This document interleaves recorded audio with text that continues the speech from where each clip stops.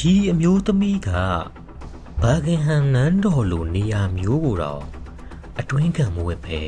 ဝင်ရောက်ခဲ့တယ်။ဒါအပြင်တင့်ကားကြီးတစ်စီးနဲ့ပြည်ထောင်ဝင်ကြီးချုပ်အိမ်ကိုစန္ဒပြဖို့လဲသွားခဲ့သေးတယ်။ Fashion runway တွေပေါ်မှာလဲမြင်ရပြန်တယ်။ဒါဆိုရင်ဒီမျိုးသမီးကဘာလဲဘာတူလဲ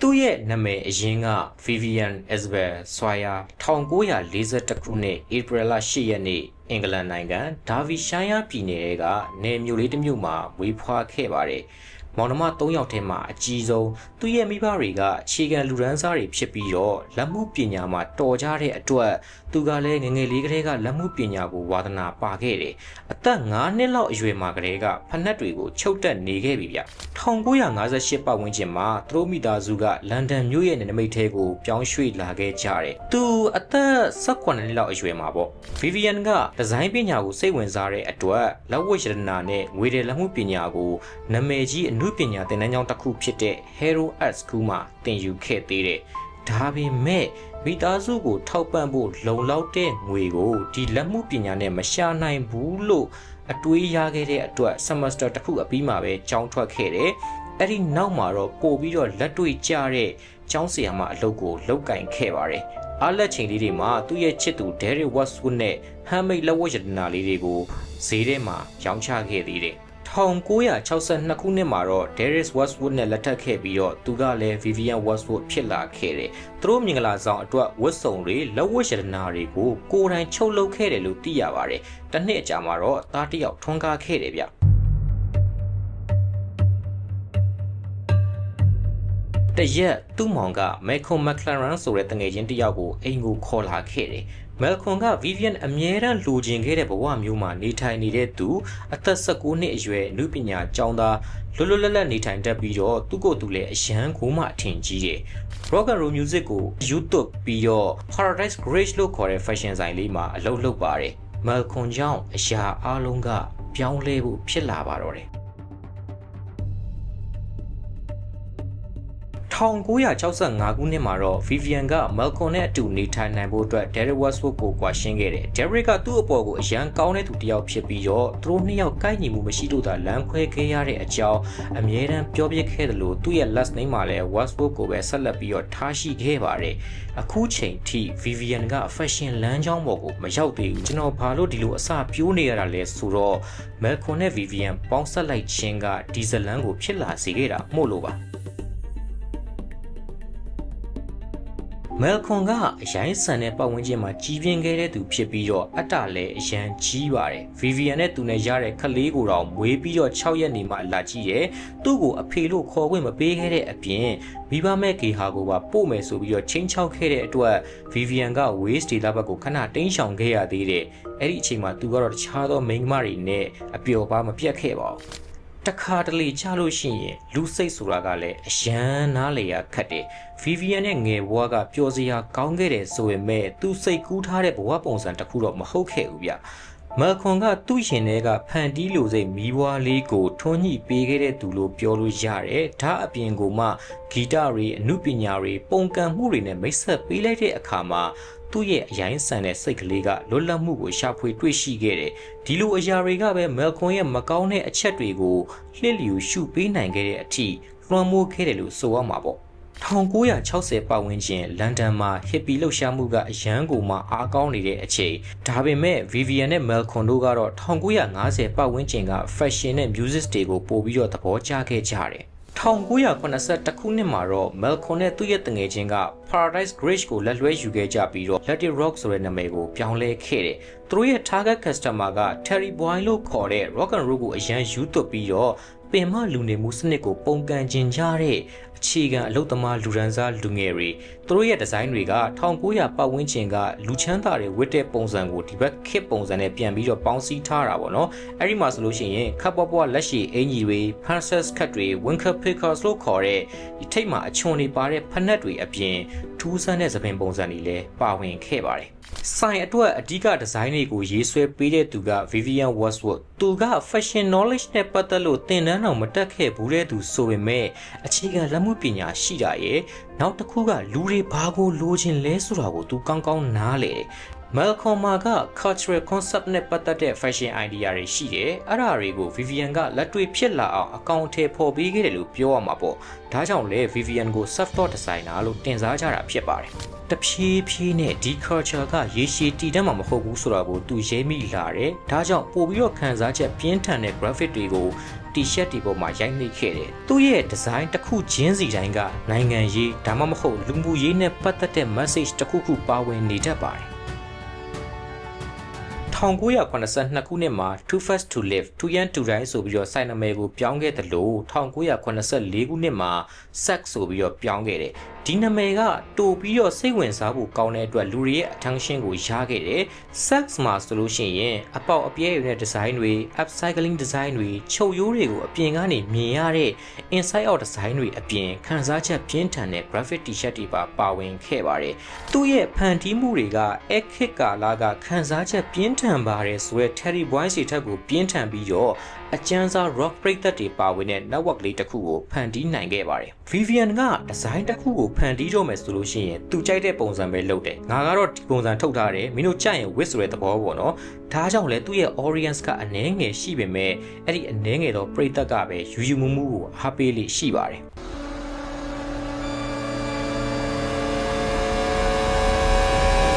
1980ပတ်ဝန်းကျင်မှာဗြိတိန်ကရွေးတစ်ခုကိုဦးတည်လာခဲ့ပါတယ်။နိုင်ငံရဲ့စီးပွားရေးကျဆင်းလာတဲ့အတွက်အလုံးလက်မဲ့လူဒန်းစားတွေများပြားလာပြီးလူငယ်တွေကအစိုးရအပေါ်မှာယုံကြည်မှုနည်းလာခဲ့တယ်။ပြီးတော့အဲ့ချိန်ကာလတုန်းကခစ်စားတဲ့ဂီတအမျိုးအစားတွေကဈေးကြီးတဲ့တူရိယာတွေကိုလိုအပ်တာဖြစ်တဲ့အတွက်ဂီတဆိုတာကြီးကလူဒန်းစားတစ်ရက်အတွက်တီးသန့်လိုကိုဖြစ်နေတာပေါ့နော်ဒါကိုမချင်တဲ့လူငယ်တွေကကိုယ်တိုင်လို့တူရိယာတွေနဲ့သူတို့ရဲ့ခံစားချက်တွေကိုပြင်းထန်တဲ့ဂီတအမျိုးအစားတွေအဖြစ်နဲ့ပေါ်ပြခဲ့ကြပါတယ်အဲနောက်မှာတော့ fashion တွေအထွေးအခေါ်တွေကပါလိုက်လာပြီးတော့ culture တစ်ခုအနေနဲ့အသွင်ပြောင်းလာခဲ့တယ်ဒါကဖန်ရဲ့မွေးဖွားခြင်းပါပဲ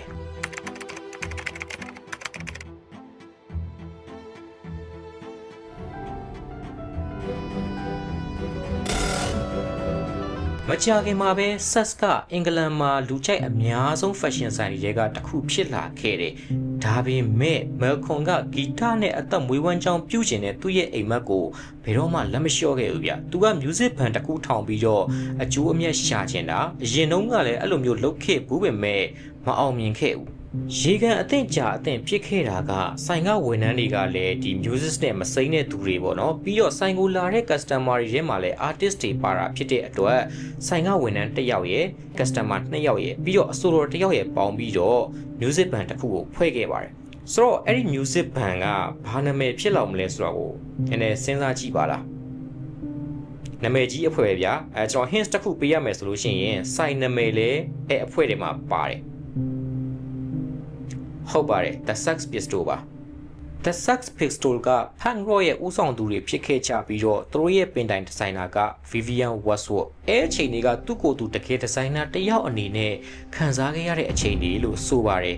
ဒါပေမဲ့1989ခုနှစ်သူတို့ရဲ့အအောင်မြင်ဆုံး album ထွက်ပြီးတဲ့အခါမှာတော့ဖွဲ့ဝင်တွေကြားထဲမှာစိတ်ဝမ်းကွဲမှုတွေဖြစ်လာပြီးဘန်ရဲ့တက်တန်2နှစ်ခွဲအကြာမှာပဲပြိုကွဲခဲ့ပါတယ်သူ့ရဲ့ဖန်တီးမှုတွေအရှိန်ရနေတဲ့အချိန်မှာဒီလိုမျိုးဖြစ်ခဲ့တဲ့အတွက် Vivienne အတွက်ကလည်းတော်တော်လေးကိုတိုင်ပတ်ခဲ့တယ်ပေါ့နော်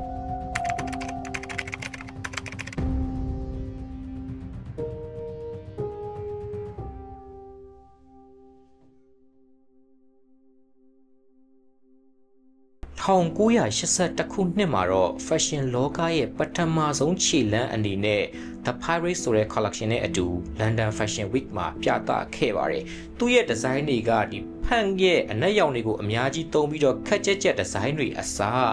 ခပ်ပွားပွားဒီဇိုင်းတွေအယောင်ခတ်တောက်တောက်တွေကိုအသုံးပြုလာခဲ့တယ်ဒီ collection က pirate ဘူးဆိုလို့ရှိရင်တော်တော်လေးကိုနာမည်ကြီးခဲ့တယ်ပေါ့နော်ပြားဆက်ဆန်ဆန်တင်ဆက်ခဲ့မှုတွေကြောင့်လူတွေရဲ့ attention ကိုရခဲ့တယ်လို့ Vivienne Westwood ဆိုတဲ့အမျိုးသမီးတစ်ယောက် fashion လောကရဲကိုရောက်လာပြီးဆိုတဲ့အချက်ပေးမှုတစ်ခုဖြစ်ခဲ့ပါတယ်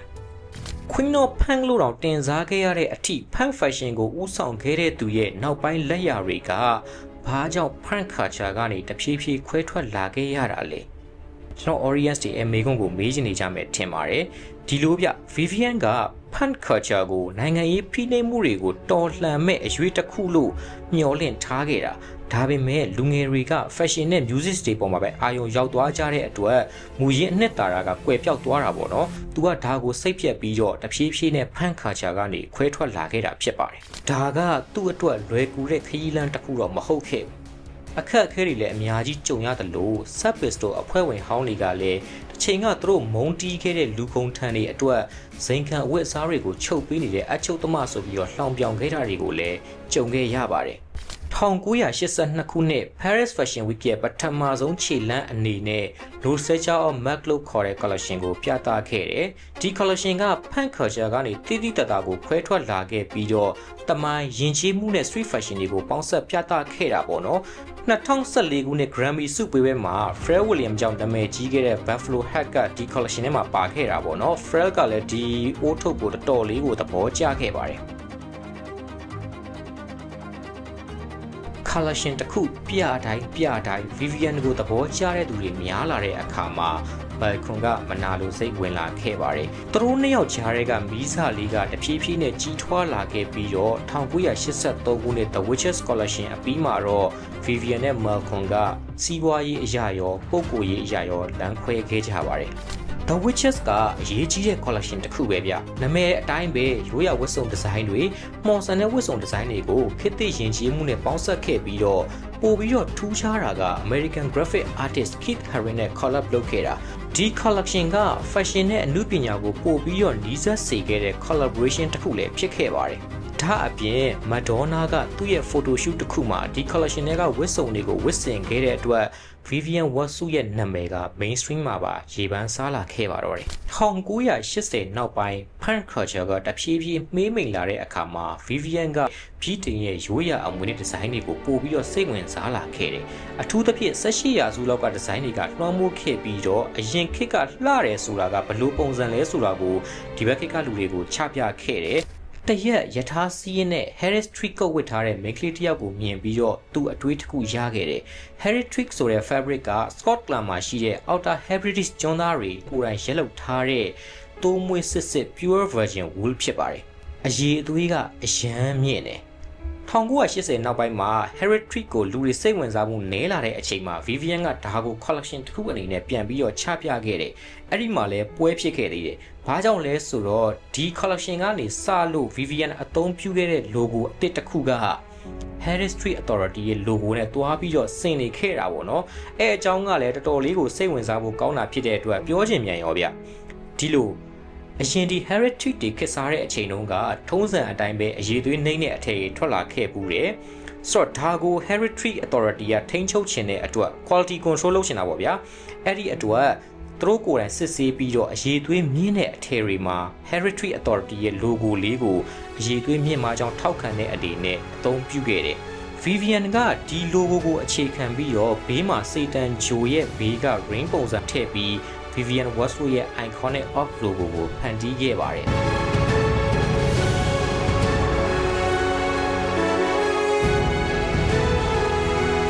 မူရင်း off logo ကအခြေခံလက်မှုပညာကိုကိုစားပြုတာဖြစ်ပြီးတော့ဘေးက ring ကတော့စမ်းသစ်တီထွင်မှုတွေနဲ့အနာဂတ်ဆန်မှုကိုကိုစားပြုခဲ့တာဖြစ်ပါတယ်။သူ့ကြောင့်ဒေတာခံ Harris Tweed လုပ်ငန်းအမှန်တကယ်တိုးတက်ခဲ့တယ်လို့နောက်ပိုင်းဒီဇိုင်နာတွေကလည်းဒီ fabric ကိုအသုံးပြုလာခဲ့ကြပါတယ်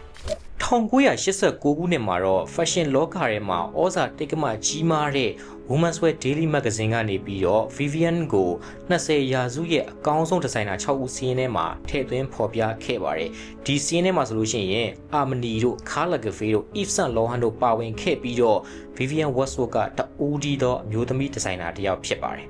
1990နောက်ပိုင်းမှာတော့ပထမဆုံး Men's Wear ကိုမိတ်ဆက်ခဲ့တယ် To present the 1990 Designer of the Year Award. Well, The winner, Vivienne Westwood. Designer of the year couldn't have gone to anyone else this year. သူ့ရဲ့တီထွင်မှုတွေကစမ်းသစ်လွန်တဲ့အတွက်1990 1991နှစ်နှစ်ဆက်တိုက် British Designer of the Year ဆုကြီးကိုရရှိခဲ့ပါသေးတယ် My pleasure to announce that the designer of the year is... Oh dear. Vivienne Westwood. So far, no designer has been awarded Designer of the Year twice in a row, but Vivienne Westwood is celebrated here tonight. 1992 ခုနှစ်မှာတော့ဒုတိယမြောက် Elizabeth ဘုရင်မကြီးကဗြိတိရှလူ့အဖွဲ့အစည်းပေါ်မှာကြီးမားတဲ့ဩဇာလွှမ်းမိုးမှုရှိတဲ့အတွက် OBE ဘွဲ့ကိုချီးမြှင့်ခဲ့ပါတယ်။ထုံးတမ်းစင်လာတွေကိုဂရုမစိုက်တဲ့သူ PP ဒီစုကိုလက်ခံဖို့ Buckingham နန်းတော်ကိုလာတဲ့အချိန်မှာအတွင်းခံမပါခဲ့တာကိုမီဒီယာတွေကသတိပြုခဲ့ကြပြီးတော့နာမည်ကြီးခဲ့ပါသေးတယ်။အဲ့ဒီနှစ်မှာပဲသူ့ရဲ့လက်ထောက် Andreas Krontler နဲ့လက်ထပ်ခဲ့ပါတယ်။ Andreas Krontler for Vivienne Westwood ဆိုတဲ့ line ကိုသူ့ရဲ့အမျိုးသားကဦးစီးပါတယ်။1993ခုနှစ်မှာတော့တမိုင်းဝင်ဗြိတိရှအမွေအနှစ်ဒီဇိုင်းတွေကိုအမြင့်ဆုံးအမှုပညာနဲ့ပေါင်းစပ်ထားတဲ့ Anglomania ဆိုတဲ့ collection ကိုပြသခဲ့ပါတယ်။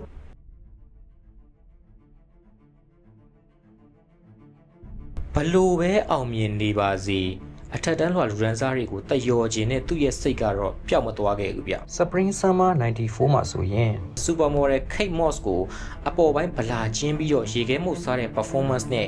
runway ပေါ်မှာလမ်းလျှောက်ပြသစေခဲ့တယ်။သူဝတ်ထားတဲ့ဒီဇိုင်းတွေကပြင်သစ်တော်လှန်ရေးမတိုင်ခင်ပြင်သစ်ရဲ့နောက်ဆုံးဘုရင်မမာဟီအန်တွန်နက်ရဲ့ဒီဇိုင်းတွေကို inspire ယူထားပြီးတော့ကိုဗလာချင်းပြီးရေခဲမှုစားတဲ့ performance က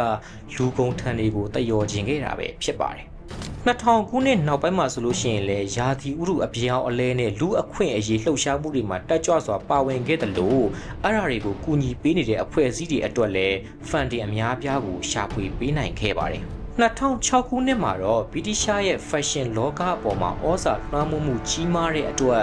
ဒိန်းဘွဲကိုချီးမြှင့်ခံခဲ့ရတယ်။ဒီစုကအမျိုးသားတွေကိုပေးတဲ့ဆာဘွဲနဲ့ဒန်းတူပြီးတော့အင်္ဂလန်ရဲ့အမြင့်ဆုံးဂုဏ်ထူးဆောင်စုတွေကတစ်ခုဖြစ်ပါတယ်။ Frank Culture နဲ့အတူပြင်းထန်တဲ့ပုံကံမှုတွေကိုသူ့ရဲ့အဝတ်အစားဒီဇိုင်းတွေကနေဖော်ပြခဲ့တယ်လို့ high fashion အဖြစ်နဲ့ပြောင်းလဲလာတဲ့အခါမှာလည်းပညာသားပါတဲ့ပုံကံမှုတွေကိုသူ့ရဲ့ဒီဇိုင်းတွေကနေတဆင့်ဖော်ပြခဲ့တယ်။ခေတ်တွေဘလို့ပဲပြောင်းလဲ Vivienne Westwood ဆိုတဲ့အမျိုးသမီးကသက်ဆိုင်ရာခေတ်ကိုဦးဆောင်ခဲ့တဲ့သူတစ်ယောက်ဖြစ်တယ်။ဒီလိုမျိုးအောင်မြင်မှုတွေကြီးမားခဲ့တဲ့ Dame Vivienne Westwood ကသူ့ရဲ့အသက်82နှစ်အရွယ်2022ခုနှစ်ဒီဇင်ဘာလ29ရက်နေ့မှာတော့တည်ခြင်းတရားကိုမလွန်ဆန်နိုင်ခဲ့ပဲသူ့ရဲ့အိမ်မှာပဲငြိမ်းချမ်းစွာကွယ်လွန်ခဲ့ပါတယ်။ Sad news in the fashion world. Fashion designer and style icon Vivienne Westwood has died. She passed away peacefully at her home in London today. သူမရှိရဲ့နောက်မှာတော့မျိုးသားဖြစ်သူက Vivienne Westwood ရဲ့လမ်းစဉ်အတိုင်း brand ကိုဆက်လက်ပြီးတော့ထိန်းသိမ်းခဲ့ပါတယ်။ fashion ဆိုတဲ့အရာကိုလှပဖို့အတွက်သာမကစဉ်းစားတွေးခေါ်မှုတွေပုံကံမှုတွေအမှုပညာတွေနဲ့ရှင်တွဲပြီးတော့ပြသခဲ့တဲ့သူအခြေခံလူရန်စားဘဝကနေဒိန်းဘွဲကိုရတဲ့အထိအောင်မြင်မှုကြီးမားခဲ့တဲ့ Dame Vivienne Westwood ဆိုတဲ့နာမည်က fashion လောကထဲမှာနောက်နှစ်ပေါင်းများစွာကြာအောင်ဆက်လက်တည်တံ့နေအောင်မှာပဲဖြစ်ပါတယ်။ဒီဇိုင်နာတယောက်အပြင်နိုင်ငံရေးကိုလည်းတက်ကြွစွာလှုပ်ရှားတဲ့သူရဲ့ဖန်တီးမှုတွေကဆိုလို့ရှိရင်လည်းအဝတ်အစားတစ်ခုဆိုတာထက်ပိုပြီးတော့ခေတ်နဲ့စနစ်ကိုထင်ဟပ်စေတဲ့အမှုပညာလက်ရာတွေလို့ပဲကျွန်တော်ကတော့ခံစားမိပါတယ်။အဆုံးသက်အနေနဲ့ကျွန်တော်တစ်ခုလောက်တော့မေးချင်ပါတယ်။တကယ်လို့များသူသာ Derek Westwood နဲ့ဆက်လက်ပြီးတော့အိမ်တော်တဲ့ဘဝကိုဖျက်ဆီးမယ်ဆိုရင် Dame Vivienne Westwood ဆိုတာကရောဖြစ်လာနိုင်ပါမလား။ Malcolm နဲ့တွေ့ဆုံခဲ့ခြင်းကရောကောင်းတာလားဆိုးတာလားကျွန်တော် audience တွေကရောဘယ်လိုမျိုးမြင်လဲဆိုတာလေးတွေကိုဆွေးနွေးပေးခဲ့ကြပါဦးနားထောင်ပေးခဲ့ကြတဲ့တဦးတယောက်ချင်းစီတိုင်းကိုအလေးအနက်ကျေးဇူးတင်ပါတယ်ဒီဗီဒီယိုကနေလည်းကိုယ့်အတွက် inspire ယူစရာတစ်ခုခုရကိုရလိမ့်မယ်လို့ယုံကြည်ပါတယ်ကျွန်တော်တို့နောက်ဗီဒီယိုကြရင်ပြန်တွေ့ပါမယ် I am the angel of democracy. Democracy is not working. Governments are not listening to people.